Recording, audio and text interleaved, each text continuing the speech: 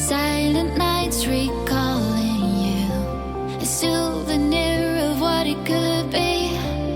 Pieces of my mind are yours. I forgot the parts I'm missing. Alright guys, so this day was crazy busy and I forgot to film an intro, so bear with me. We are going to be mixing up 2 different formulations to start out. So we first have 1 scoop of Schwarzkopf Blonde Me. We are using that with 7 volume, and as you can see, we are only mixing up a little bit because this is just for the hairline only. Now we are moving on to Redken Shades Eq. We're going to be mixing up 5N, 5G, and 5C. We are actually doing a full head of lowlights today, and this is the formula we will be using. The N is a neutral, the G is a gold, and the C is a copper. The G and the C are super important to remember because if we don't mix in those tones, then we aren't filling the hair and it will turn green. Pretend that we are okay, like nothing's ever broken. Okay, so the hairline is the only place where I'm actually going to be using lightener.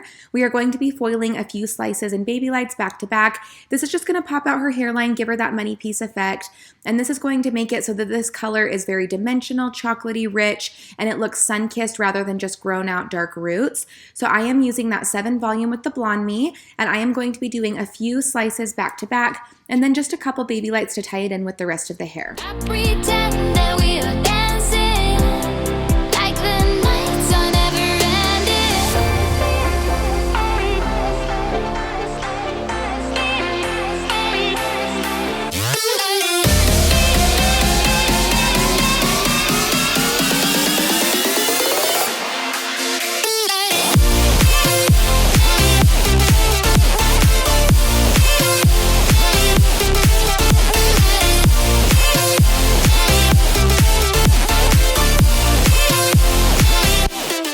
The reason that I am pulling the lightener all the way through to her ends on some of these pieces is because I am looking to pop open this cuticle so that it takes a toner really well. That's the reason I am using 7 volume. It's not going to be too damaging on her hair, and it's just going to open that cuticle enough for us to tone it very nicely and to make those pieces pop.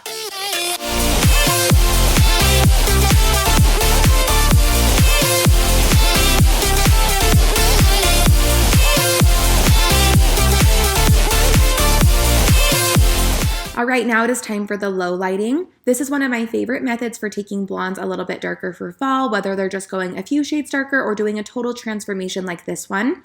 I know that my last video I just uploaded was a blonde going darker for fall, but that was a little more of like a rooted base with beigey blonde ends. For this color, we are actually going pretty dark. So I wanted to show you the 2 differences between how I do a darker blonde for fall and actually going brunette. So my last video, we based her at the bowl and then just toned down her ends, and that's a really easy way to go a little darker for fall. But this is a way I really like to do if the client wants to keep dimension and they're wanting a little bit more of a permanent result. As you guys probably know from watching my videos, I don't like to do permanent color on blondes. The only way I ever do is if it's gray coverage. But for transformations like this one, blondes usually want to go back when they're done with this color, and you want to make sure that it's easy and less damaging to go back through and break through the dark. So that's why I am using Shades EQ. It's going to be pretty easy to break through, and adding in low lights instead of just putting a dark all over color is going to give us a nice dimensional look, and it ends up giving us a baby light result where it's just a really soft, natural grow out, and it's going to look really natural with the extensions that we are doing.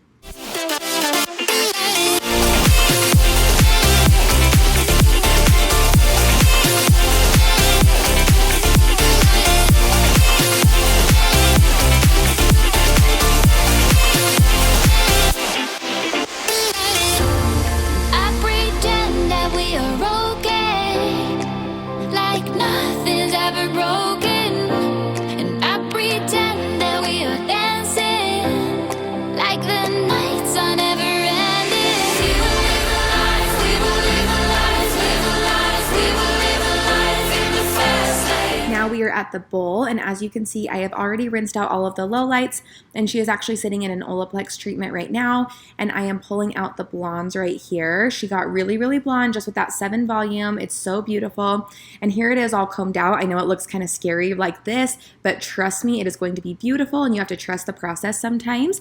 So you can see that those low lights added a lot of dimension into her hair. It darkened her up a little bit, and now we have that leftover blonde to kind of play with.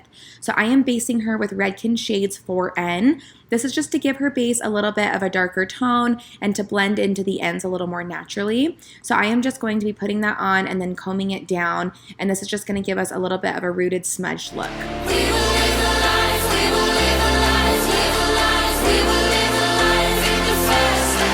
As you can see here, I am keeping her money pieces completely out. I am actually going to be clipping them away. They have Olaplex on them just to give it a barrier and a treatment. And I'm going to be working on the rest of the hair and doing the money pieces last so that they stay bright. So now I am leaning her back into the bowl and just combing through that base one more time. And then I'm going to be putting the toner on the ends and working it all through together. Formulating toners for colors like this one can be pretty tricky, especially when your client is blonde going a little bit darker and you're wanting a rich, powerful, warm tone. So for the toner, I ended up mixing up a 6G, 7GB, 7C. And the reason I did that is because those golds and coppers are going to help fill the hair so it's not too muddy or too ashy, and then we're going to get a nice warmer result without it being too warm. I know adding copper sounds scary, but trust me, it's perfect. And then on the bangs, I ended up doing a 7G, 8WG, and then just a hint of the 7C and also a hint of the 6G as well. And the reason I did this is because I want the money pieces to be a little bit brighter but still have a similar tone. This color turned out so beautiful. I was so happy with what her hair did. If you guys would like more tips and tricks for fall, please let me know. I'm interested in doing more fall and winter inspired hair tutorials because I think that would be really fun for this time of year. Give me video ideas in the comments below, and don't forget to like and subscribe. Thank you so much for watching, you guys. Have a good day.